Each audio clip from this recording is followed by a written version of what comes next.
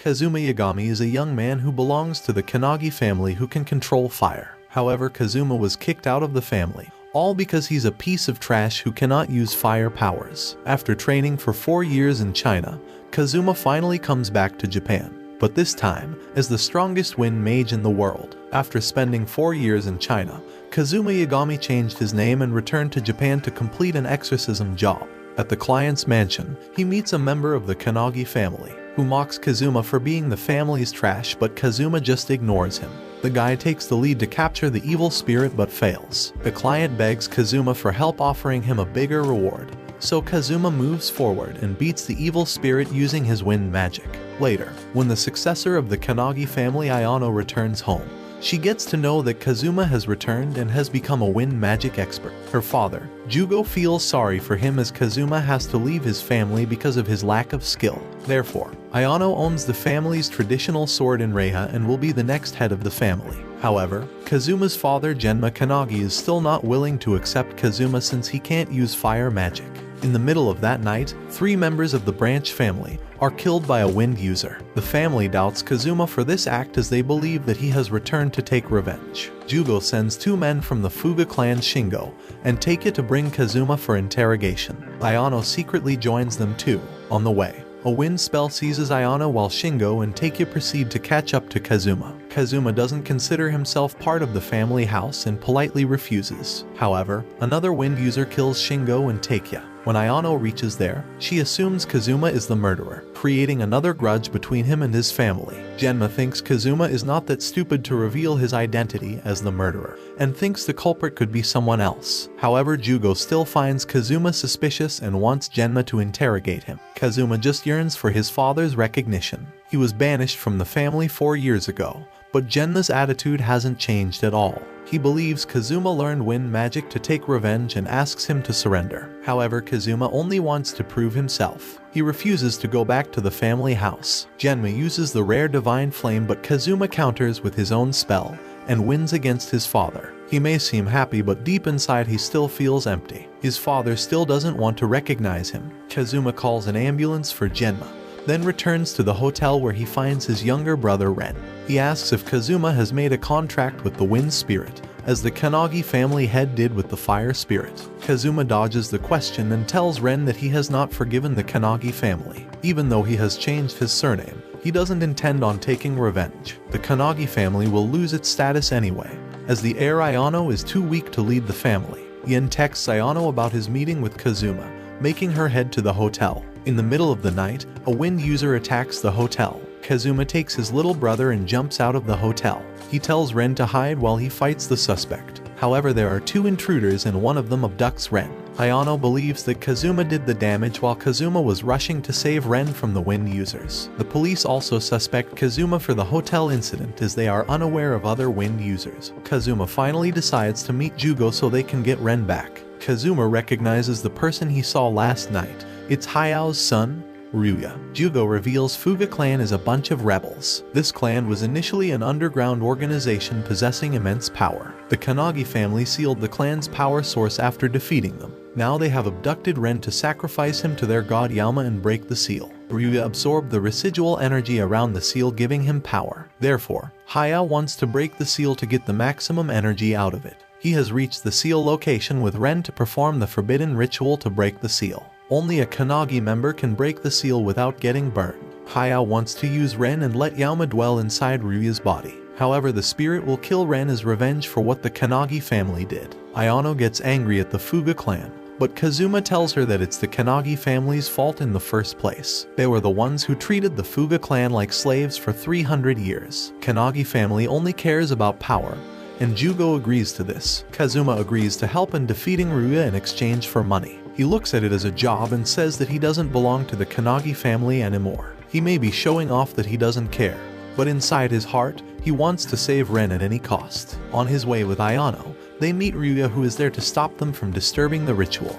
Kazuma leaves Ayano behind to deal with Ryuya and proceeds further by himself. The seal has broken already, but Kazuma manages to save Ren at the last moment. After defeating Ayano, Ryuya has reached near the seal, letting Yama possess his body. As soon as the spirit has taken its full form, Hayao asks it to start the revenge by killing Ren and Kazuma. However, Yaoma doesn't listen to anyone and rushes to kill the one who sealed him. Kazuma CPRs Ayano with a healing elixir and chases Yaoma. While chasing, Kazuma drops Ren to defeat the evil spirits and goes after Yaoma. Kazuma combines his power and techniques with Ayano, but the attacks have no effect on Yaoma. Kazuma asks Ayano to buy some time until he gathers enough energy. At first, Ayano couldn't cause a mere scratch to the huge beast. She then remembers all the things Kazuma said about not giving up and fighting till the end.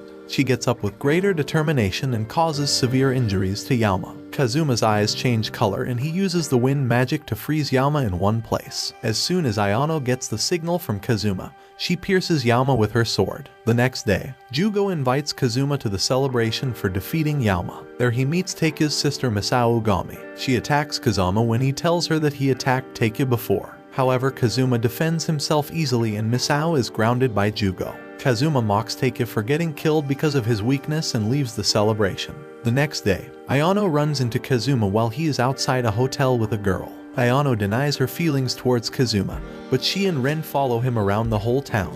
They find Kazuma meeting up with Misao and then they walk together towards a hotel. But it's a trap set up by Misao to kill Kazuma by hiring snipers. Kazuma survives all those pity attacks, telling Misao that she has changed a lot since they met years ago. Misao believes Kazuma is responsible for her brother's death. Kazuma requests Ayano not to punish Misao as she can't harm Kazuma anyway. Suddenly, a mysterious person approaches Misao offering her power to get her revenge. Misao has joined hands with the evil guy she met. She started killing innocent citizens to get enough power to defeat Kazuma. In just a few days, Misao has killed dozens of people, as Kanagi family has lost tracking ability after the rebellion of Fuga clan. Jugo asks Ayano to take help from Kazuma to investigate this case. Using Ayano as bait, Kazuma succeeds in tracking the source of the evil energy reaching Misao's location. Ayano finds them as well and proceeds to attack Misao, but she disappears, saying that she will return after gathering enough energy to face Kazuma. The evil guy helps Misao absorb the energy from the souls she gathered.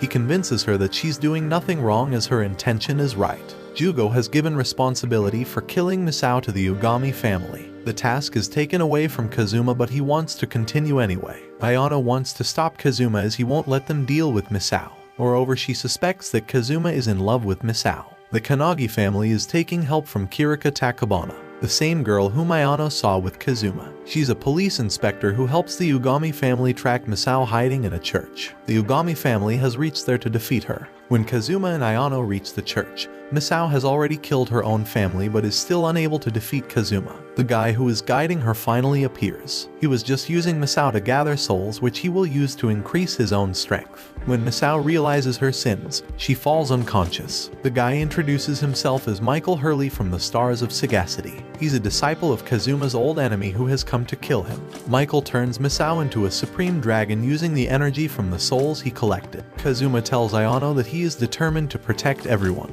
so he can't let Misao get killed in this battle. He combines his wind power with Ayano's spirit sword. It creates a divine flame that destroys the dragon without hurting Misao. Michael gets scared of Kazuma's immense power and escapes. When Misao wakes up, she asks to be killed, but Kazuma believes that she should repent for her sins. She then decides to live the rest of her life in the church praying for forgiveness. Misao asks why Kazuma spared her life. He reveals that she protected him when he was bullied in his childhood. Some nights later, an evil Hidedama haunts the academy where Ayano studies. Jugo tells Ayano to get rid of the spirit. Moreover, he has hired Kazuma as Ayano's bodyguard. Jugo's intention is to make Ayano and Kazuma get along with each other. When they reach the academy, Ayano's friends Nanes and Yukari join as they want to see the Hidedama. After roaming the school for a while, Kazuma finally detects a spirit and they follow it. The evil spirit they are after turns out to be a mischievous pixie named Tiana. She's not very harmful and only likes to tease humans. Tiana and a few other pixies have come to grant the last wish of the dying cherry tree. After the beautiful blossom, the pixies leave. Kazuma knew the pixies weren't harmful and just wanted to prank someone.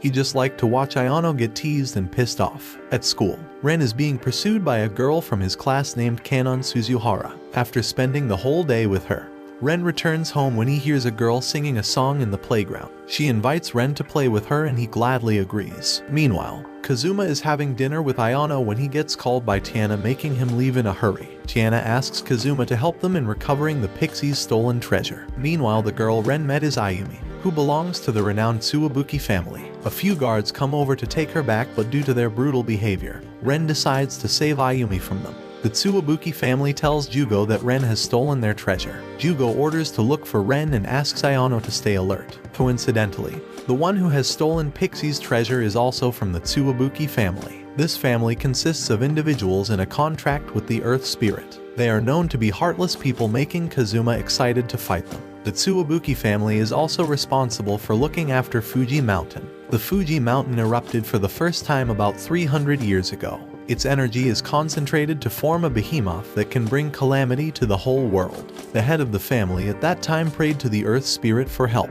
In result, it sealed the monster inside the mountain, making her life in this attempt. The seal only lasts for 30 years, making the Tsuwabuki family sacrifice a member to renew the seal. Ayumi was the chosen one, so she wants to make some beautiful memories with Ren before dying. Mayumi and her attendant Yuji come to take Ayumi back. Ren tries his best to save her, but she simply surrenders. She is one of Mayumi's clones, created to be sacrificed in place of Mayumi. Even if she's not sacrificed, she will die in a month anyway. After Mayumi and Ayumi return to the Tsuwabuki Palace, Kiraha changes her plan and involves Mayumi in the ritual too. Ayumi is running short of enough power to complete the ritual, so Mayumi must aid her. If the ritual is interrupted, then Mayumi might die with Ayumi. Therefore, Kiraha orders Yuji to deal with Kazuma, as he will definitely come to stop the ritual. Kiraha has actually turned her father into a statue when he tried to stop her from her evil intentions. Since then, she got the control of the Tsuwabuki's family. Moreover, she's performing the ritual for her own benefit. Jugo warns Ayano to stay away from the ritual,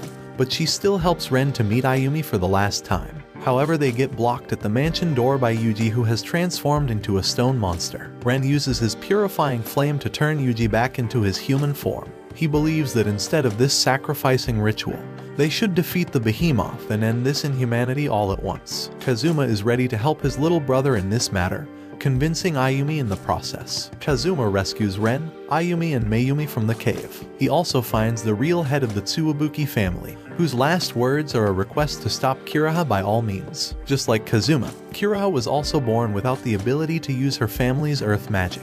This misfortune made her crave crazily for power. Therefore, she wants to perform the ritual to dwell the power of the behemoth in herself. However, Kiraha was unaware of the fact that she had been used by the behemoth. The behemoth was gradually transferring its power to Kiraha to revive itself. The behemoth is also the one responsible for Kiraha's lack of ability to use earth power. As Kazuma has accidentally caused damage in the cave, it resulted in the instant breakage of the seal. The behemoth Zenon escapes. All attacks on Zenon seem ineffective as the monster has concentrated its power to create a barrier around itself. Ayumi witnesses everything and doesn't want to stand back anymore. She starts to perform a sealing ritual. Kazuma tells his brother that Ayumi is putting in her efforts because she wants to live with Ren. Therefore, Ren should put in his best efforts as well. The ritual suppresses Zenon's power, enabling Kazuma to defeat it with the Ayano and Ren's help. The Pixie's treasure egg was used to age Ayumi faster, therefore she has a small lifespan. Moreover,